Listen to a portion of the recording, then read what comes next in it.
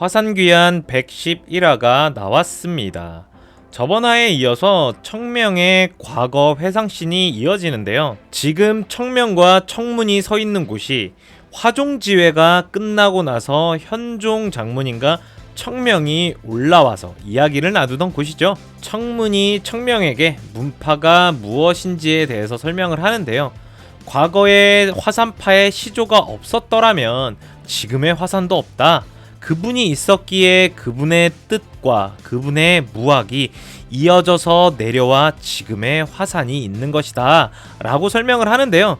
청명이 아니 저는 그분의 뜻을 내가 왜 목표로 해야 되는지 모르겠고 저는 그냥 편하게 살다가 죽을래요. 뭐 남기고 뭐 그런 거 저는 뭐 거창한 거 싫어요. 뭔가 이렇게 대답을 합니다. 참 청명다운 대답이죠. 그런데 여기서 청문이 중요한 이야기를 하는데요.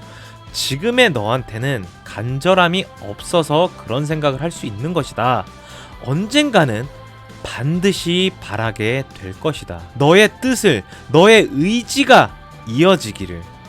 이 이야기를 들을 때 저는 좀 그런 생각이 들더라고요. 우리나라가 독립운동을 했던 시기에 한글을 못 쓰게 했었잖아요. 그럼에도 끝까지 독립운동을 해가면서 우리가 쓰는 말, 우리가 쓰는 글, 우리가 입었던 옷, 우리가 먹었던 음식이 후대의 아들과 딸이 그리고 손자와 손녀에게 이어지기를 간절히 원했던 우리 선조들의 마음, 강제로 빼앗기기 전까지는 너무나도 당연하고 평범했기에 몰랐던 그 마음, 우리의 의지, 우리의 뜻, 우리의 언어가 이어지기를 간절히 바랬던 그 마음이 좀 저는 떠오르더라고요. 청명 또한 그러한 시기를 겪게 되죠. 사제들을 막 저 패고 다닐 때는 몰랐겠죠. 그런 평범하고도 당연한 일상이 행복인지. 칼을 뽑아들고 싸울 일이 있다면 걸리적거리는 사제들은 그냥 냅두고 자기 혼자 뛰어가서 싸웠던 게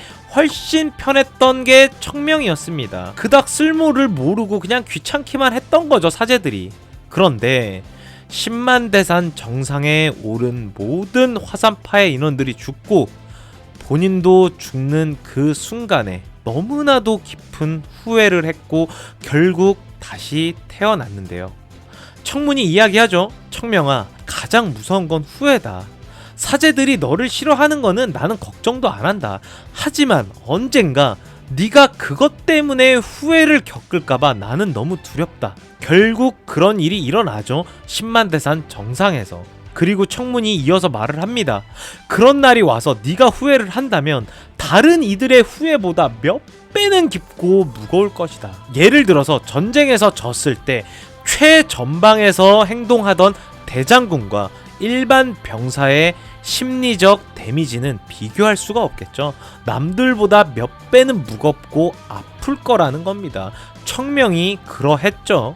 내가 술 마시고 노는 시간에 조금 더 수련에 정진했더라면, 그렇게 해서 내가 더 강했더라면, 거기다 추가적으로 더 이야기를 하자면 타 문파 애들을 그냥 때리고 다닐 게 아니라 언제든지 하나가 될 수 있게끔 노력을 했더라면, 내 사제들이 강해질 수 있게 내가 조금 더 도와줬더라면, 10만 대산에서 일어날 일을 알고 있었더라면, 그 당시에 매와 검존이었던 청명이라면 어쩌면 결과를 바꿀 수 있지 않았을까?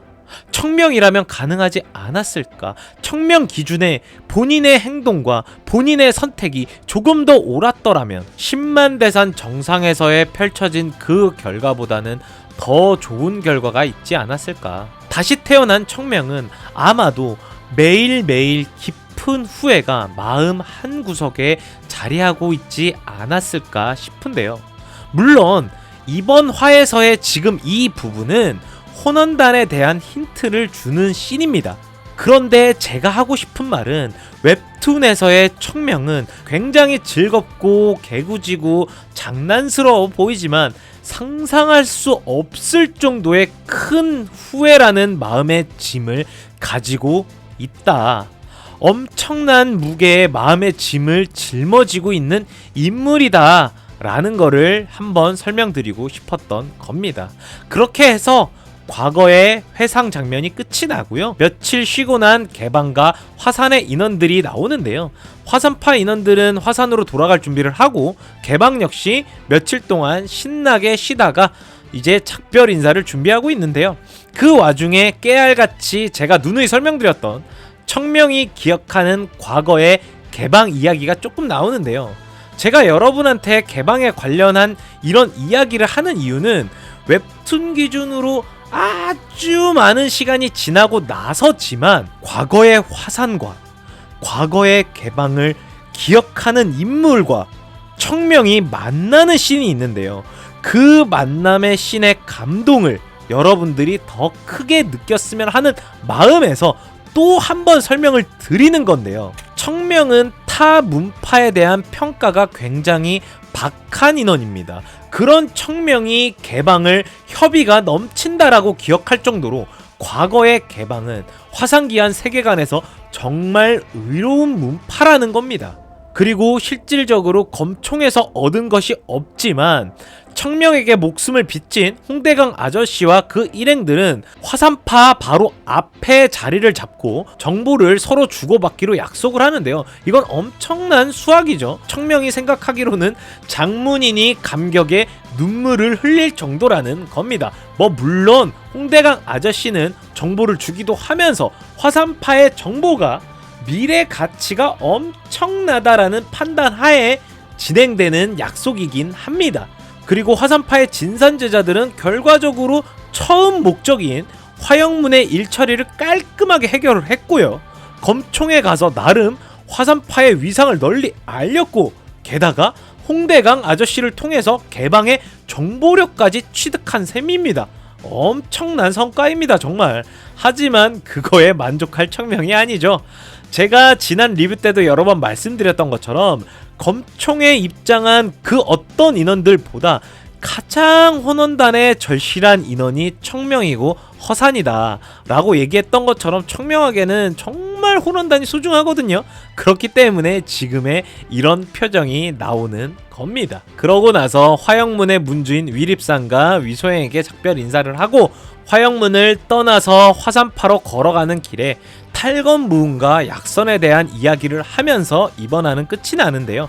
이 부분에 대해서는 다음화 리뷰 때 조금 더 자세하게 이야기하도록 하겠습니다. 이번 영상 여기까지고요. 제가 만든 영상이 조금이라도 재미있으셨거나 도움이 되셨다면 좋아요와 구독 그리고 알람 설정 부탁드리도록 하겠습니다. 그냥 하는 말이 아니라 좋아요와 구독을 눌러주시면 영상을 제작하는데 정말이지 엄청나게 큰 힘이 됩니다. 그러니까 다시 한번 꼭 구독과 좋아요, 알람 설정 부탁드리도록 하겠습니다. 감사합니다.